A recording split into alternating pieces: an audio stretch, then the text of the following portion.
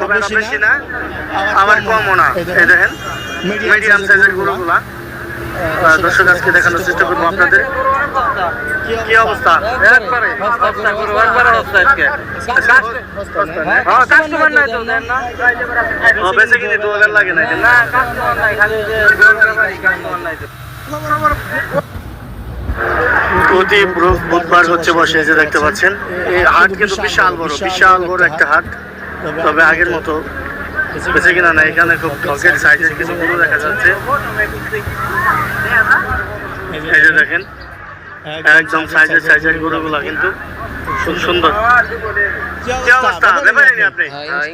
হ্যাঁ ভাই ভাই এই বয়সে দেখছেন ভাই ব্যাপারী গরুর ব্যাপারী কেমন বেঁচে কিনা ভাই? বেচা কিনে নাই, বাজারটা একটু কম দাম গরু কম দাম বেঁচে কিনে এই এক সপ্তাহ পর কয়টা আনছেন?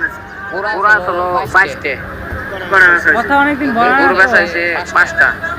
পাঁচটা না? কি জাতের গরু আনছেন? সব দেশি ছাগল, সব দেশি না? আর কোরবানি এটার দাম কেমন?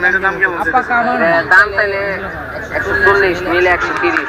এটার দাম চাইলে 150, এটা 132।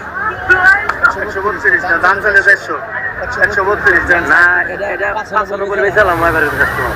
95 বেচালাম। ওইটা 95 না হতে পারছে না। আরে ওইটা 95 কইলে বেচালেন আপনি আমরা করে দেখি তাহলে মিনিমাম করো কে 500 করে বেচালেন। আরে খাও লোক ইগুনি ব্যবসায় এসে তারপরে দাম করে এটাও 32। কত 31? হ্যাঁ সব এই যে এবারে 4টা করে 31 করে নেব। কমাই কর লাগবে না, এটা পড়বো 115। এটা পড়বো 115। তারপরটা পড়বো 90।